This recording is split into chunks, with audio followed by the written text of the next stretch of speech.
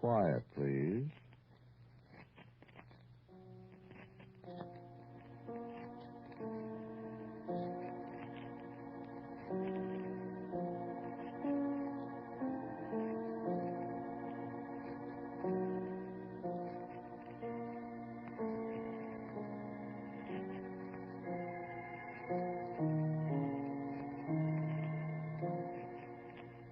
The American Broadcasting Company presents Quiet, Please, which is written and directed by Wyllis Cooper and which features Ernest Chappell. Quiet, Please for today is called The Smell of High Wine.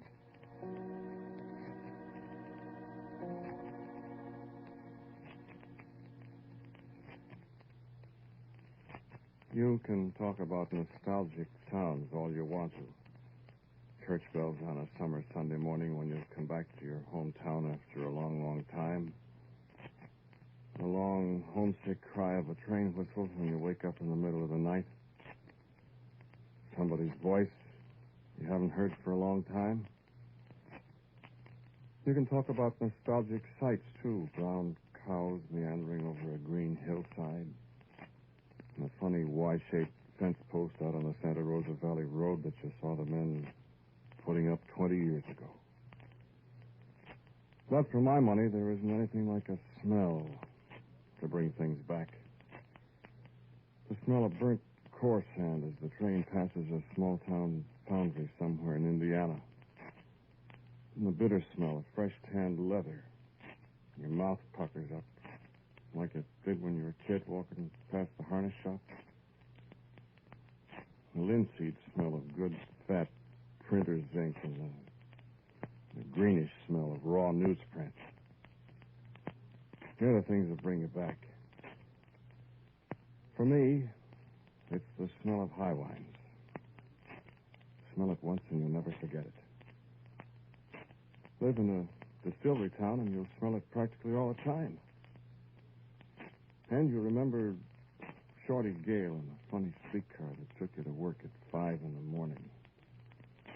You remember the cold air that came up through the slats in the fermenting room floor to freeze you in your wet overalls. You remember the long, dusty wooden stairs up to the tower. And somewhere behind it all is the taste of cold fried egg sandwiches from your lunch pail at midnight. With a full moon looking quizzically in the wind at you and kind of sharing a secret with you.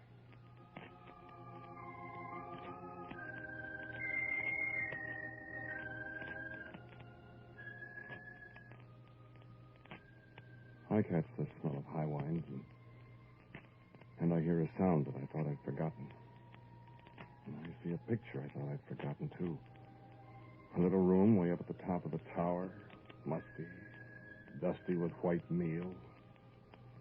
One little yellow light hanging from a cobwebby wire over an old desk. A plank easy chair, worn smooth by I don't know how many government storekeepers. And the smell, the insistent little smell of high wines to remember it by. And the sound I hear is the sound of something dripping onto the warped, dusty floor. Drop, drop. Drop, drop on the uneven floor. The sound of a man's life dripping away. All alone in the tower. At 3 o'clock in the morning.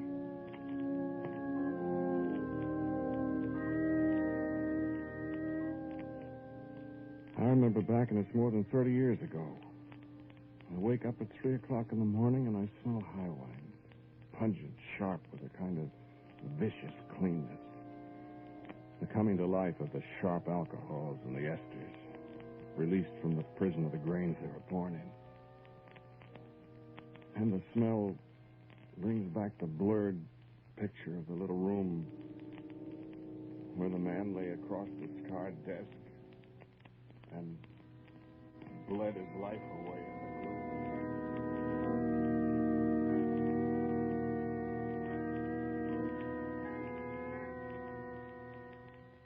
I couldn't see his face in the paltry light from the crusted light globe.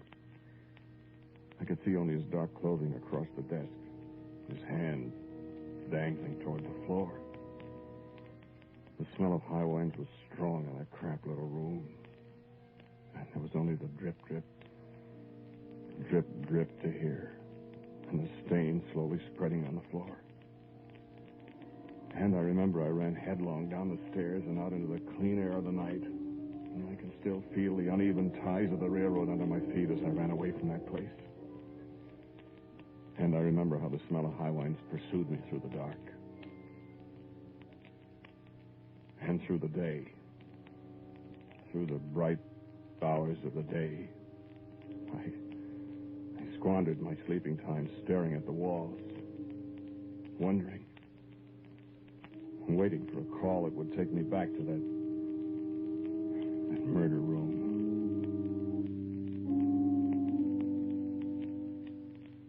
But when 5 o'clock came and Mother gave me my 20 cents and my lunch pail, and I rode the bumpy streetcar down to the end of the line and walked the last half mile, and climbed the stairs to the fermenting room office,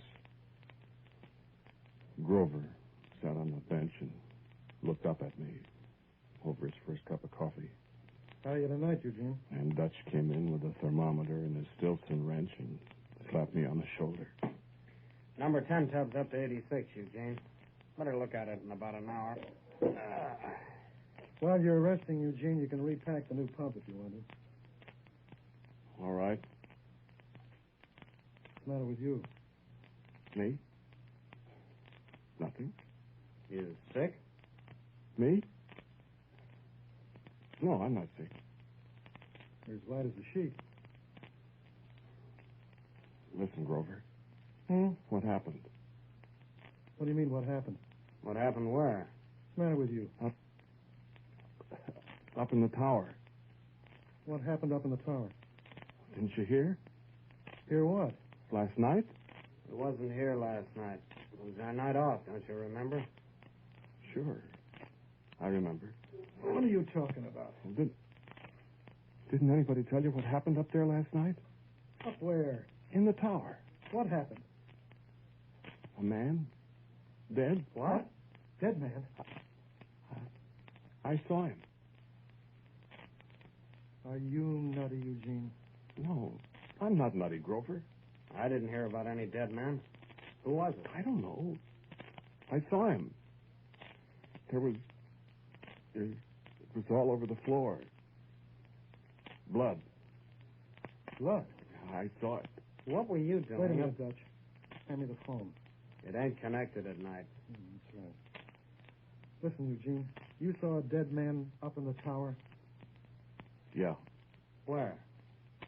I was just up there looking for something to read, and Mr. Files usually has some magazines up there, and I was only up there a minute, and... Was Mr. Files up there? It was his night off, too. There wasn't anybody up there but the dead man. If I didn't know you better, I'd think you'd been at the slop there out there in the cooler. I saw him. You was asleep and you dreamed it. I was not. You was asleep. That's why that number 9 tub was up to 91 when Fred Norris came on this morning. He left a note. He said it was 91. You was asleep. I wasn't asleep. Wait a minute. Did you hear anything about it, Dutch? Me? No. If somebody was murdered up there, it'd be all over the plant, wouldn't it? All over town. The watchman didn't say anything about it. I run into Everett Stokes when I came in tonight. He didn't say anything about it. If anything had happened, Everett would have said something. You had a nightmare, Eugene. No, I didn't. I saw him. He was right. Dutch, keep an eye on things a few minutes, will you? Sure. Come on, Eugene. On where? We're going up in the tower and have a look for your dead man. It's dark up there.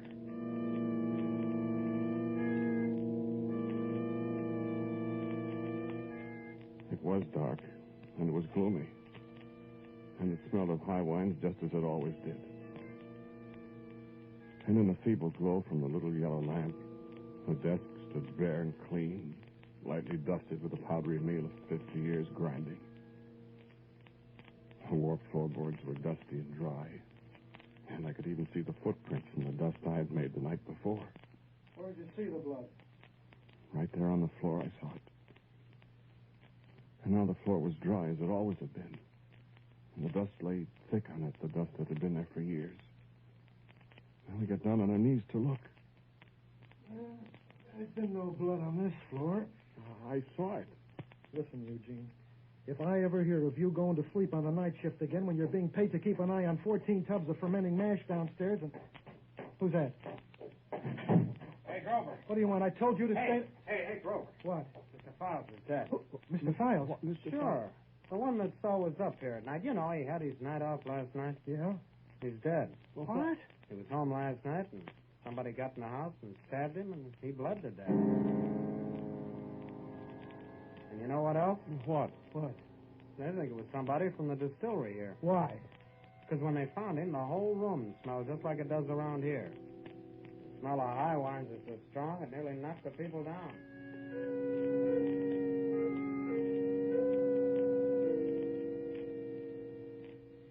Yes, I know what you're thinking.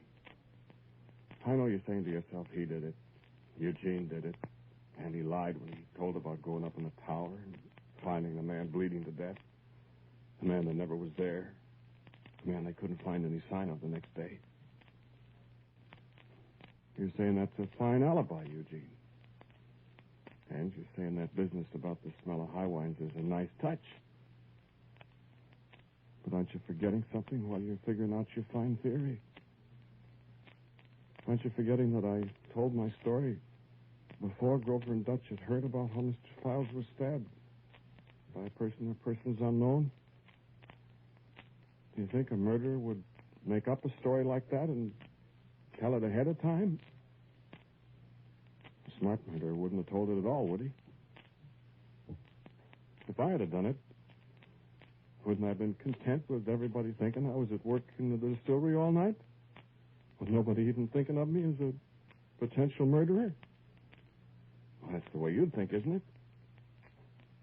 You wouldn't have shut off your mouth about a dead man bleeding to death in Mr. Files' office and the place smelling of high wine long before it came out that Mr. Files really was murdered in his home, and the blood dripping off on the floor and the smell of high wine's there, too. But they picked me up, and I stayed in the red brick jail behind the courthouse for a long time. And they finally had a trial. I sat there with handcuffs and listened while Grover and Dutch told their stories. Yes, sir. He told us just that, the way you've got it done. Yes, sir. He said he saw the dead man in Mr. Files' office. Yes, sir. He said it was about 3 o'clock in the morning. Yes, sir. He was there all alone in the plant by himself. No, sir. He could have left and gone to Mr. Files' house and murdered him, and nobody would have known he left the distillery. No, sir. He wasn't at the distillery when the day shift came on. No, sir. I don't know where he was from 3 o'clock on. And while they were talking in the courtroom, all the time I could smell the smell. Just faintly I could smell the smell of high wines, and there wasn't anything in the courtroom that could make it smell like high wines. And when I asked Ralph Gore, the sheriff, he said he couldn't smell anything at all except the fresh paint where they'd painted the jury room. And no high wine smell at all. But I could smell it.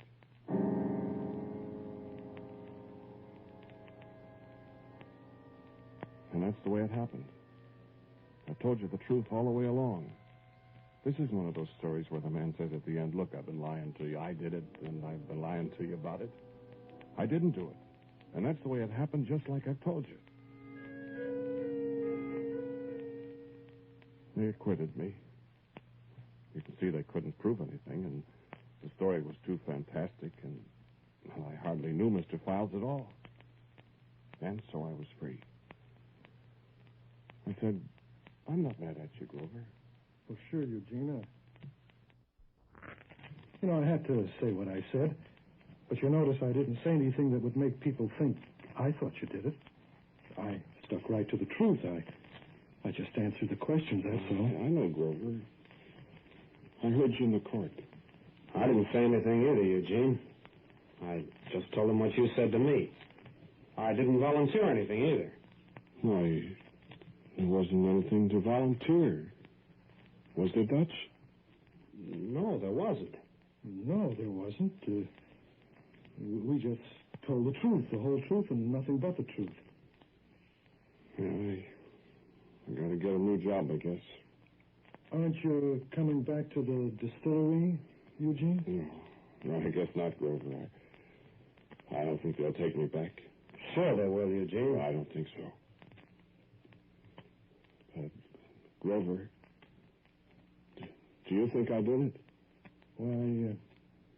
Why, no. I don't think so, Eugene. Do you, Dutch? What? Oh, I don't know who did it, Eugene.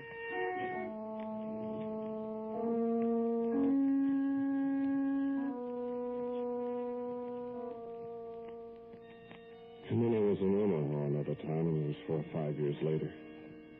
I never did go back to working in a distillery because if I wanted to get a job that paid any money in the distillery, I'd have had to tell them I had experience. And if I told them where I'd worked and had my experience, they'd write a letter and they'd find out about what happened, and I wouldn't get the job. So I used my middle name and I went to Omaha. I got a job hopping bells in a hotel in Omaha, and I made pretty good money. And after a while, I kind of stopped worrying about what had happened back home, and I never heard from anybody at home, so I was all right. There weren't any distilleries in Omaha anyway then. I remember it was the day before Washington's birthday in Omaha. I was sitting fanning the breeze with the house detective in a little room down in the basement where we had a table to play cards and stuff. And after a while, I stood up and I said, "Well, so long, Red. I'm going home." What time is it? It's 11:15. 45 minutes, and then I can hit the hay. Wish I had a shot of whiskey. Don't look at me.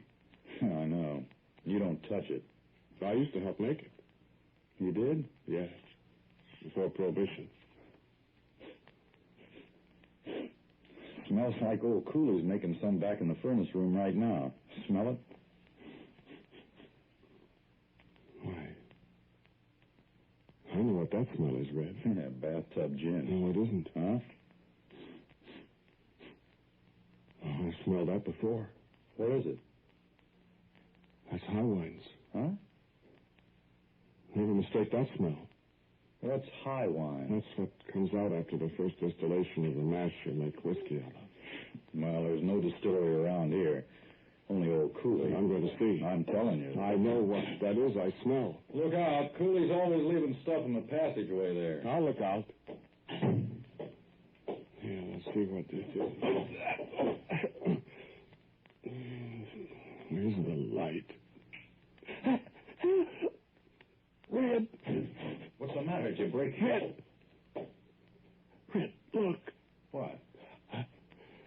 A dead man. Huh? I stumbled over a dead man. What? Where? Look. Where? Look. On the floor with something tied around his neck. I don't... Why, you sap. That's a bundle of old bedspreads that Cooley left laying on the floor. See? I tell you, he looked just like a dead man with a towel wrapped around his neck, choking. Oh, go on home. Looked just like a fellow I used to know back home. Dutch. Wait. What's the matter now? That smell.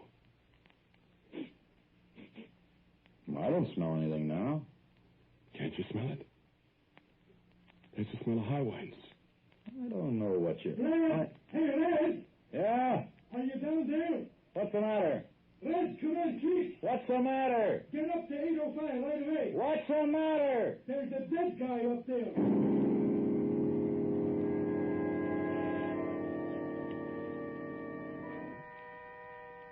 And the smell of high wines in the close little cellar passageway was overpowering as I raced after the detective. The door of room 805 was wide open just as the maid had left it as she ran screaming away from it. And on the bed lay a dead man. A towel knotted tightly about his neck. And when bed, and I had flung the window open to let out the choking fumes that permeated the whole room. And when he had untied the towel from the murdered man's throat,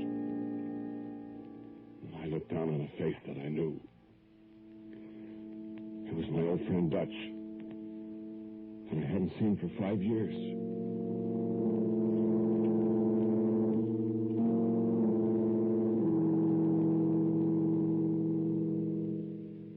I told you the truth just the same as I did before. I didn't know Dutch was there. I hadn't heard a word from him in all the years I'd been away. And this time I played it safe. Red knew that I'd been with him for an hour. The hour in which Dutch died 9 floors above me. I couldn't have done it.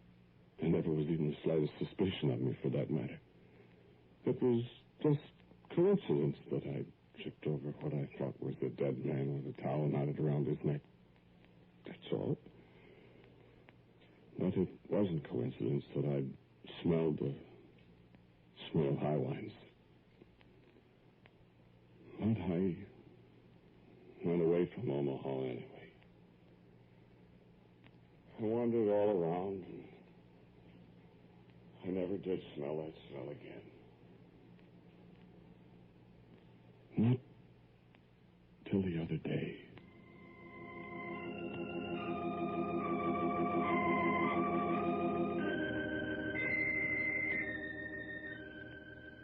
I don't think Grover knew me when I came into his office. It had been a long time, and I'd been all over the country. I'd got fat, and I guess I got a little prosperous. I hadn't smelled high wines anywhere in all that time. And Grover, he'd stayed there at home, and now he was the big boss. He was the boss of the works. And I wanted to see him, for old time's sake. So we had a nice time there in that big oak panel office of his. You know, Dutch died, Eugene. Did he? Out in Omaha. Quite a long time ago. He was traveling for the company, and he was out there, and they found him in his room at the hotel, dead. Did, huh? Yeah. It's too bad, isn't it? We used to have some good times together way back when. Yeah, sure did. Didn't we? Poor old Dutch. Poor guy. Like a cigar, Eugene? No, thanks. You know, I had a funny experience the other day talking about Dutch. You did? Yeah, funny.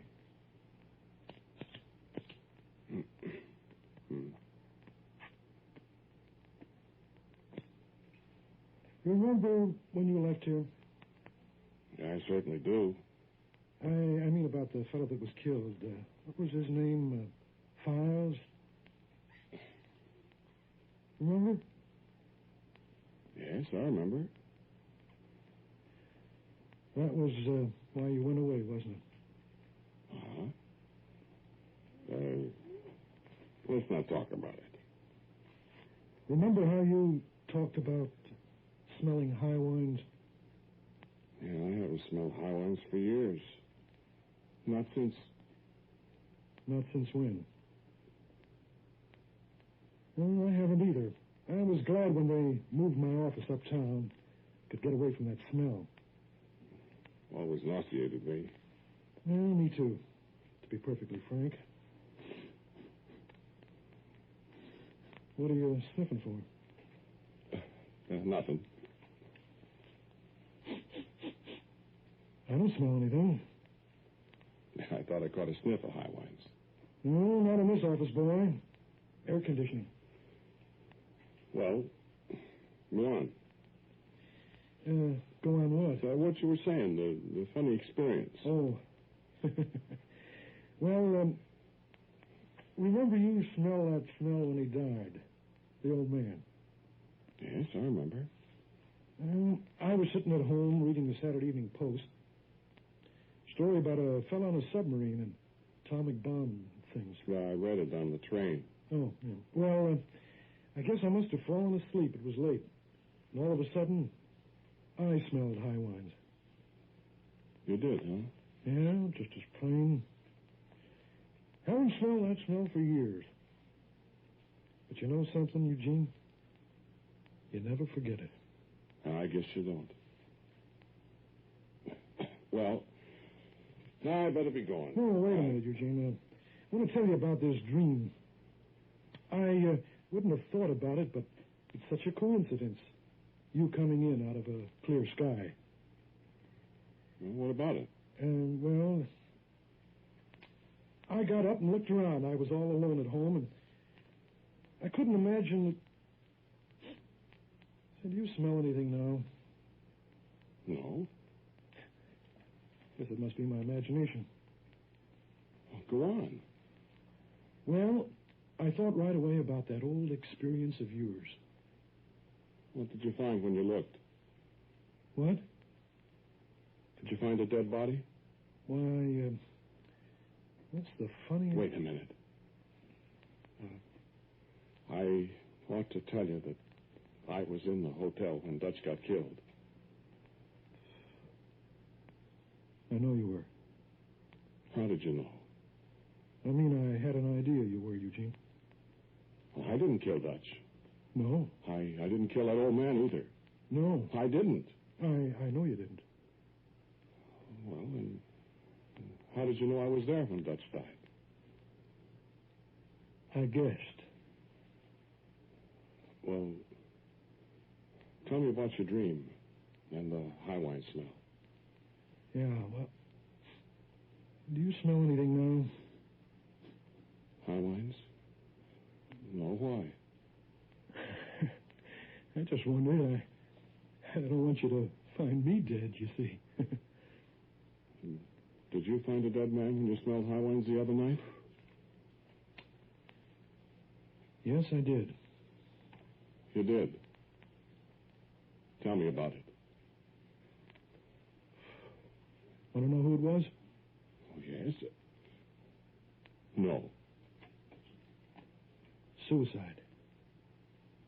How did you know? He had the gun in his hand. He'd shot himself in the head. Well, what did you do? Well, he was lying alongside me on the floor, and I jumped up, and when I jumped up and looked, there was nobody there. Just like it was when I... Just like it was when you... Who was it, Grover? Why don't you know, Eugene?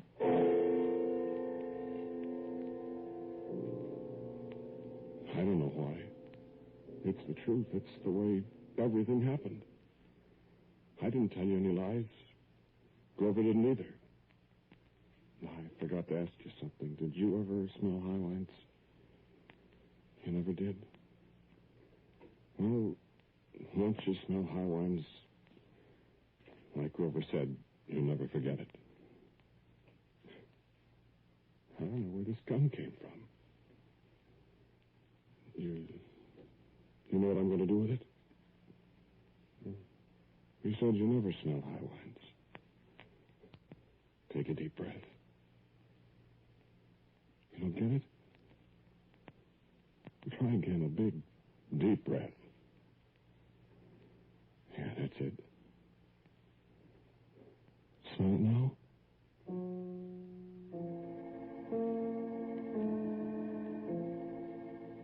The title of today's Quiet Please story is The Smell of High Wines. It was written and directed by Wyllis Cooper. The man who spoke to you was Ernest Chappell. Dan Grover was played by Murray Forbes. Dutch was Frank Thomas Jr., and Walter Black played Red. Music for Quiet Please is, as usual, by Albert Berman. Now for the word about next week, Wyllis Cooper. Thank you for listening to Quiet Please. My story for you for next week is called A Time for Living. And so, until next week at the same time, I am quietly yours, Ernest Chappell.